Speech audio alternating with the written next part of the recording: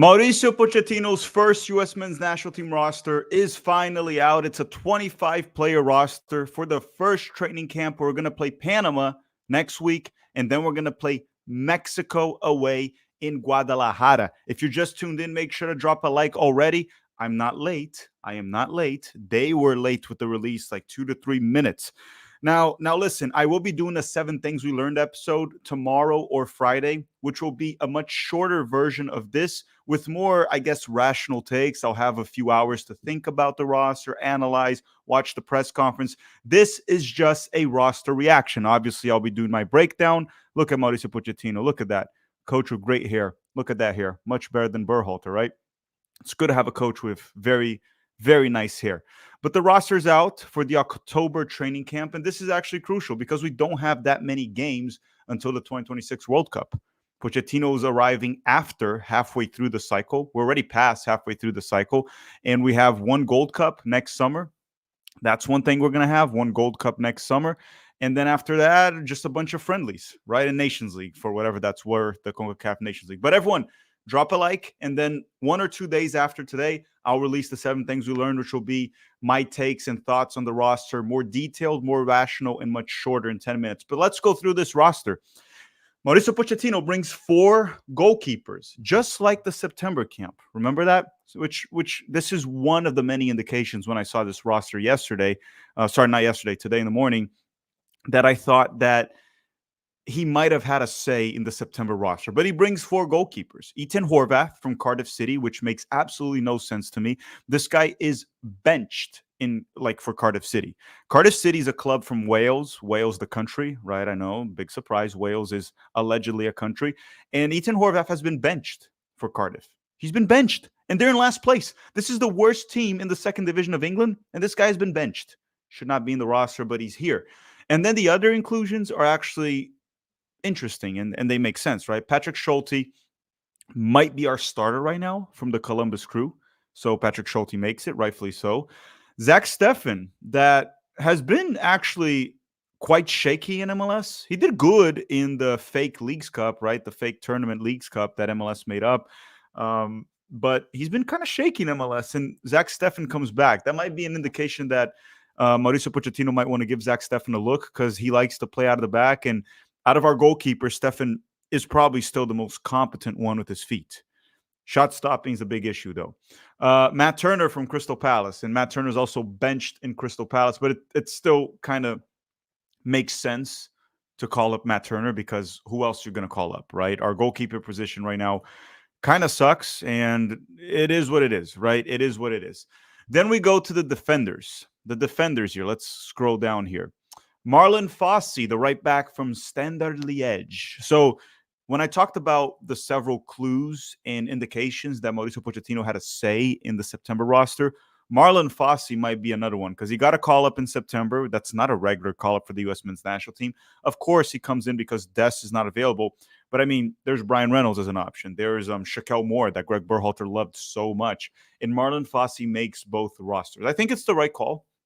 I think he's earned it. He looked fine, right? The last camp. So Marlon Fossey makes the roster. Christopher Lund from Palermo, 2nd division of Italy. To me, Christopher Lund's inclusion, and I'll talk about this in the 7 Things We Learned, is one of the many indications in this roster that Pochettino does not rate MLS, right? I even thought that John Tolkien would be a better option than Christopher Lund. But I'm looking forward to seeing what Christopher Lund can do. He should be the backup of Anthony Robinson this camp. So we'll see. We'll see. I'll talk about that in more details on the 7 Things We Learned video the next few days. Tim Ream from Charlotte FC makes it. And some people are going to say, hey, MLS player. Well, Tim Ream just got out of the Premier League. He's not an MLS lifer.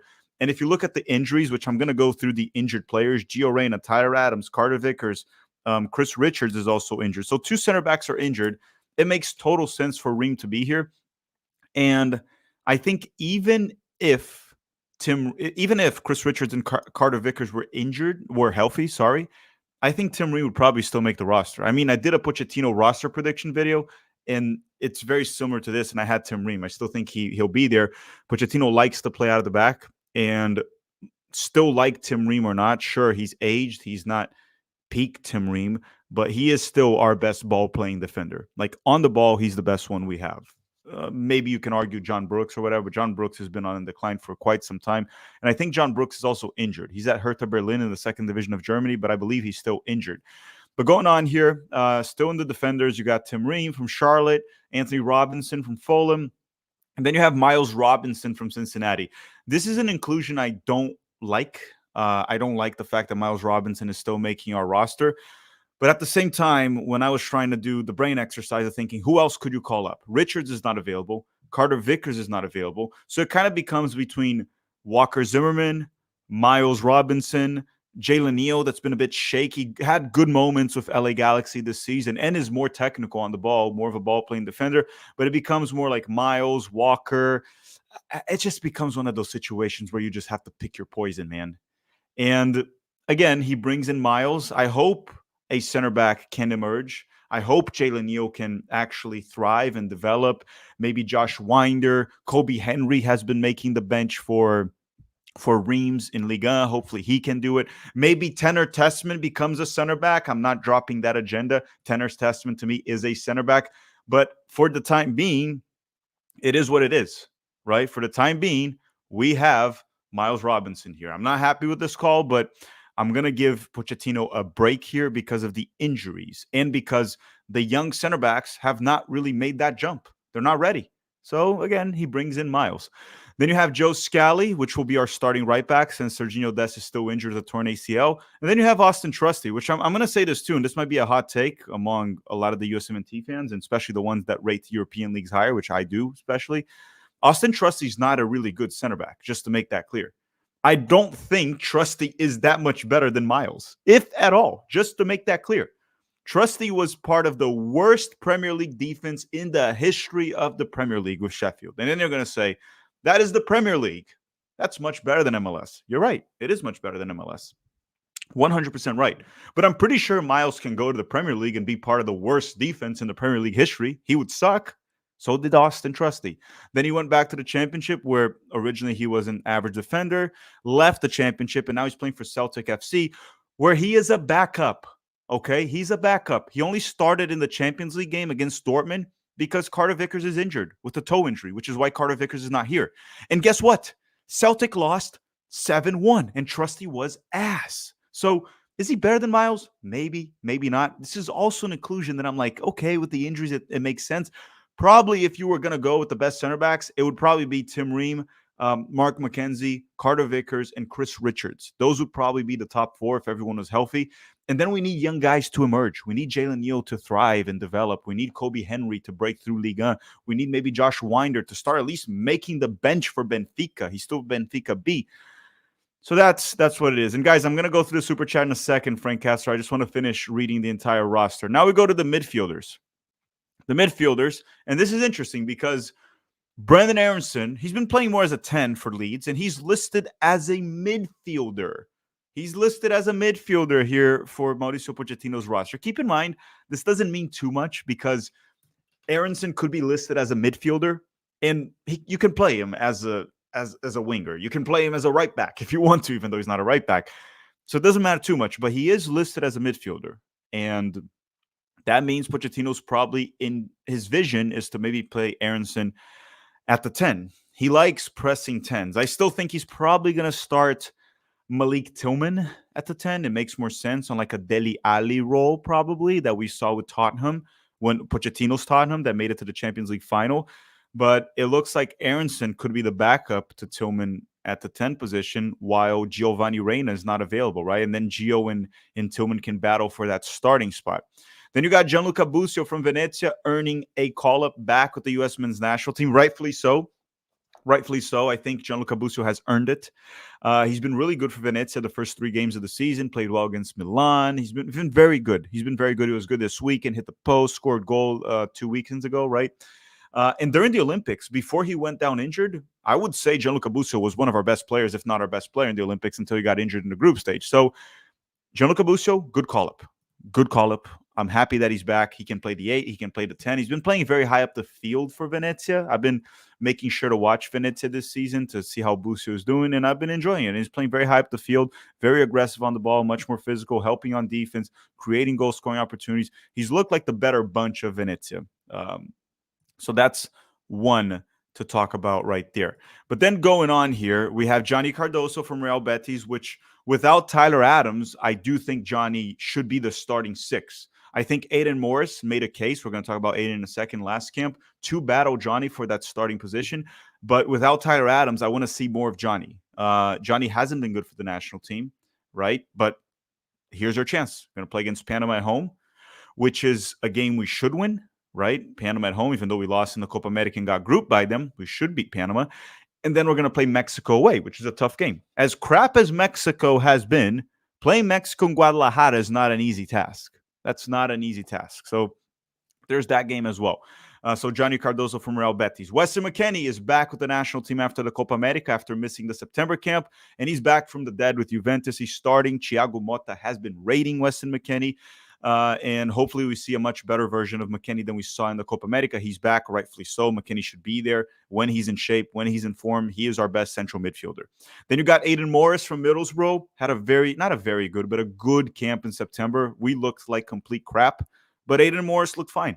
He looked fine, and he's been good with Middlesbrough to start the season. He was good in MLS for the Columbus Crew, so Aiden Morris makes the roster, rightfully so. Yunus Musa from Milan. I do have some concerns about Musa, not his talent. He should make the roster 100% and arguably be one of the starters or fighting for a starting spot, but I have some concerns in terms of Yunus Musa's development as a player the past 2 to 3 seasons. It seemed like he very much stagnated, Yunus Musa. But yeah, I mean, he should be in the roster. There's no question about that. And then you got Malik Tillman that will likely be our starting 10 because Giovanni Reina is not available due to injury. So anyone asking in the chat that I saw who's injured. So Giovanni Reina is out injured. Tyler Adams is out injured. Chris Richards is out injured. Cameron Carter-Vickers is out injured. Serginho Dest is out injured. Luca De La Torre is injured. Kevin Paredes is injured. And then Tanner Tessman that didn't make the roster. He also didn't make, apparently, I think Lyon plays in the Europa League, and he didn't really make their match day squad. So I'm wondering if Tanner Tessman is dealing with a knock. So Tessman could have been, maybe he would have been in the roster, maybe not. I'm not sure.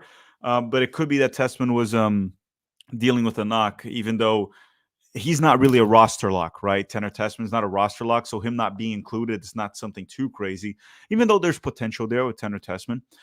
Forwards. Now let's go to the forwards. And there's 6 forwards here. Floating Balogun from Monaco, our best center forward, in my opinion, showed that during the summer. And he scored the past 2 weekends for Monaco. He's getting back his mojo. He's getting back at it. And then you got Ricardo Pepi from PSV that also scored last week, and he got a brace last weekend for PSV. After barely playing early in the season, he finally got a start. Luke de Jong, ancient Luke de Jong, that is probably close to going to a nursing home, he stayed on the bench. And then Ricardo Pepi played, and he got a brace for PSV. Scored 2 goals against one of those Eredivisie minnows. And then Christian Pulisic for Milan, red-hot Christian Pulisic's been playing super well for Milan. Very good start to the season. I will release a video later today about Pulisic being the best player in CONCACAF or not. It was a take that Hurt Gomez had, and I decided to do a video breaking it down, and then we'll try to determine if he is the current best player in CONCACAF or not. You can let me know your thoughts too, but the video will be out later today. And then you got Josh Sargent from Norwich, center forward. Timothy Weah, that is recovering from an injury, but apparently he's healthy. Right winger from Juventus. And then Haji Wright, the winger, also winger, can play forward, can play winger, good in transition. Haji Wright from Coventry in the EFL Championship. Haji scored yesterday, by the way. He was off to a rough start, right? He was off to a rough start with Coventry this season, but he is back. Not back, I guess. He scored at least, so he's got that going for him, which is nice. Everyone, if you just arrived, don't forget to drop a like. Let's try to get to 500 likes right now, and then if you're rewatching this later, 1,000. And don't forget, 1 or 2 days after this video, I'm going to do a 10-minute video of the 7 things we learned from this roster. I'm going to try to be rational about it, study the roster a bit more, watch the press conference, analyze it, and do a 7 things we learned, 7 lessons we got from this roster. I already have a few here written down, but we're going to get into more. Let me go through the super chats, and then I'm going to go through the rest of this article that US Soccer released. So Frank Castor saying Miles over Zimmerman, it's crazy. Honestly, Frank, that's what I said before. It's more one of those where it's just like, pick your poison. I don't think it matters. I don't think one is much better than the other. There are 2 defenders that rely a lot on their athletic ability, their aerial ability, and they are horrendous on the ball. So it's just one of those where, to me, I don't think it would matter. Ben is saying Tanner Tessman was snubbed.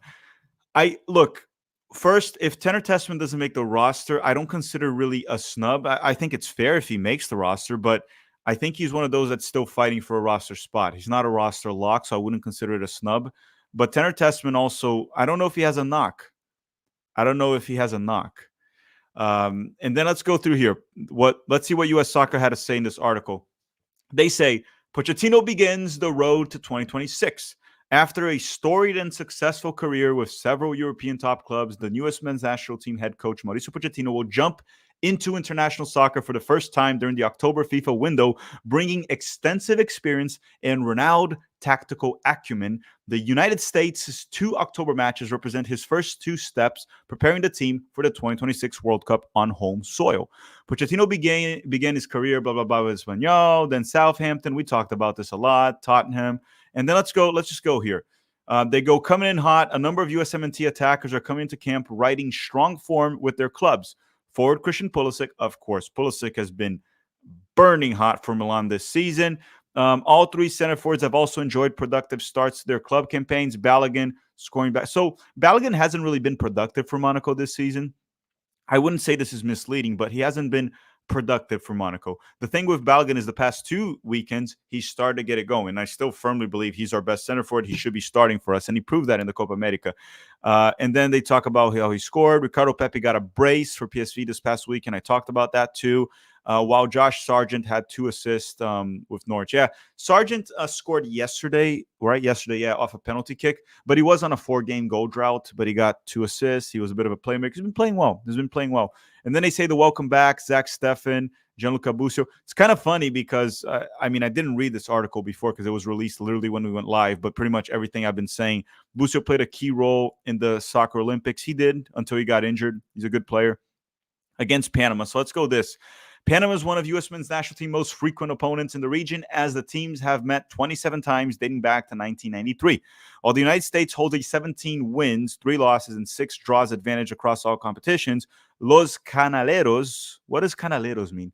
Took the last meeting in the group stage of the Copa America, on the 2024 Copa America, where they defeated the U.S. 2-1 in Atlanta. Pulisic is tied for the U.S. men's national team all-time scoring lead versus Panama with 4 goals, boosted by a hat trick in the second-to-last game in World Cup qualifying in the 2022 cycle. So, yeah, Panama, the last time we played them was when we lost in the Copa America, and we're going to play them once again. And it was, again, it was when we essentially got knocked out. Well, we got knocked out when we played Uruguay and we lost, but ultimately we got knocked out when we lost to Panama at home with Tim Weah throwing that. Oh, Tim Weah and Panama rematch. We're going to get a Tim Weah Panama rematch. I'm very much looking forward to that. The Tim Weah Panama rematch. Oh, my God. That's a great one, right? Hopefully there's no punching. And again, as I said before, not for violence, but if you're going to throw a punch, at least throw a decent punch. Not that weak-ass punch we saw in the Copa America. But hopefully there's no punching this game, but we get a like Weah versus Panama rematch. They're saying the Canal Man. So that's what the Canaleros means. And then the other game, it's going to be in Austin. Okay, so if you're in Austin, Texas, go watch this game. It's going to be fun. It's going to be a good game. And then we play Mexico away with this roster, which I'm going to recap the roster very soon. If you just arrived in the stream, make sure to drop a like already. And they say rivalry renewed. North America's biggest rivalry. Yeah, that's like the battle of Smurfs. The North America's biggest rivalry, U.S. and in Mexico. Will take the center stage on October 15th as the U.S. men's national team faces Mexico in a friendly match on Mexican soil for the first time since 2012. It's the United States' first visit to Guadalajara's stadium, Akron. You say Akron there in Mexico, right? Am I right about that? One of the 3 stadiums in Mexico that will host for the 2026 World Cup. The team's last friendly in Mexico came in August 15th of 2012, a 1-0 victory at the famed Estadio Azteca in Mexico City. Fantastic defense in Michael Orozco's 80th minute goal. Wait a second. Wasn't that the one that Breck Shea had a brilliant move down the left? He got the cross in. I don't think Breck Shea... Did Breck Shea get the assist? I think Breck Shea got the assist. Guys, anyone that has like better memory than me, wasn't that the one Breck Shea got the assist and we beat Mexico in the Azteca? Someone needs to help me in the chat. I'm pretty sure that's what it was. The U.S. is currently riding a team record of 7 straight matches unbeaten against El Tri, dating back to the legendary 3-2 extra time win in the 2021 CONCACAF Nations League final. Most recently, goals by midfielders Tyler Adams and Gio Reyna on either side at halftime led the United States to a 2-0 victory in March 24th of 2024 at the AT&T Stadium in its third consecutive Champions League CONCACAF Nations League title. They said it was a backheeled assist from Terrence Boyd. Yes, it was the backheeled assist from Terrence Boyd, but wasn't Breck Shea the one that did the play? He set up the play down the left. I am 99% sure it was Breck Shea. Terrence Boyd got the assist, the backheel assist, but I'm pretty sure it was Breck Shea. I need to rewatch that, but I'm pretty sure it was Breck Shea. And then rosters notes. He said the roster has an average age. So this roster has an average age of 25 years old in 160 days. That's not bad. That's a young roster, actually. And if we keep the same roster, which it won't be, there's a lot of players missing. It'll be like 27 years old for the World Cup, which is peak age for a soccer player prime.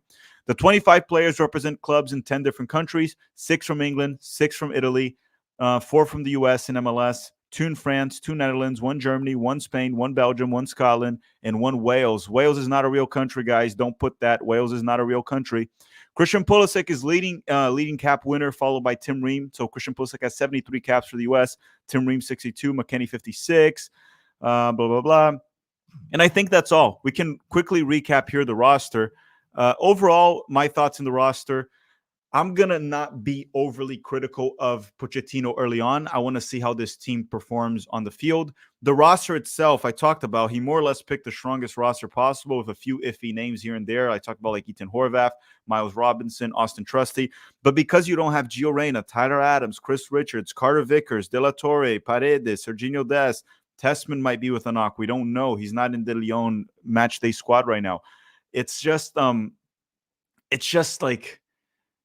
this is the roster you could pick right now. We can be hypercritical about one thing or another, but ultimately, let's see how this team plays. There's much more to soccer than just roster selecting, right? It's the starting 11, the tactics, the approach, scouting, in-game management, culture within the team.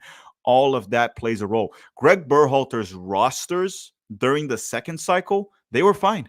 Berhalter was calling up good rosters in the second cycle. It was sometimes the tactics, the way he set up the team that looked anemic at times. I think that could be one expression. And now ultimately it comes down to the coaching staff and the players getting the job done together. The coaching staff has to do better than the previous one, and the players have to do better than they did in the previous cycle. It takes 2 to tango, and the players and the coaching staff have to dance together. It has to go together, and it starts this month. It starts actually next week when we play Panama, then we play Mexico away. But just to recap real quick the roster before we go, and then I'm going to make 2 quick announcements. The roster very quickly is Ethan Horvath from Cardiff City, Patrick Schulte, Zach Steffen from the Colorado Rapids, and Matt Turner are the goalkeepers. If you want my opinions on this roster, I already did it earlier in the stream. And then tomorrow or after tomorrow, I'm going to release the 7 things we learned from this roster when I can analyze it more instead of just a reaction. Defenders, we have Marlon Fossey, the right back from Standard Liège, Christopher Lund, the left back from Palermo, Mark McKenzie from Toulouse, the center back, Tim Ream from Charlotte FC, Anthony Robinson from Fulham, Miles Robinson, the center back from Cincinnati, Joe Scally, the right back from Borussia Dortmund, Austin Trusty, the center back from Celtic. Midfielders, Brendan Aronson from Leeds. That was an interesting one, Brendan being listed as a midfielder. Gianluca Busio from Venezia, Johnny Cardoso from Real Betis, Weston McKennie from Juventus, Aidan Morris from Middlesbrough, Yunus Musa from AC Milan, Malik Tillman from PSV, and then the forwards are Balogun from Monaco, Pepe from PSV, Pulisic from Milan, Sargent from Norwich, Weah from Juventus, and Haji Wright from Coventry. Let me remove this from the screen so you guys can see me up close. Did you guys miss me? It's been a while since we've done a live stream, right? Did you guys miss me? So tomorrow or after tomorrow, we will release the 7 things we learned for this roster.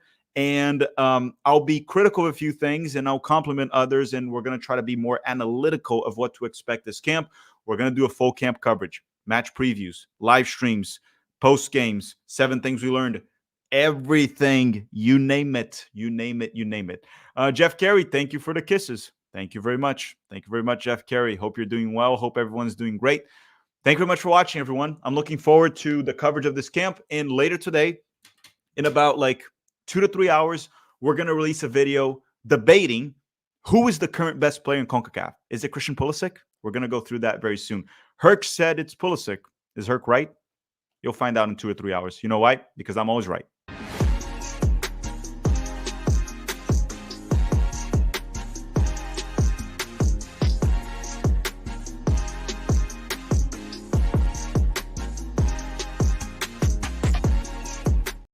Except for the times that I'm wrong.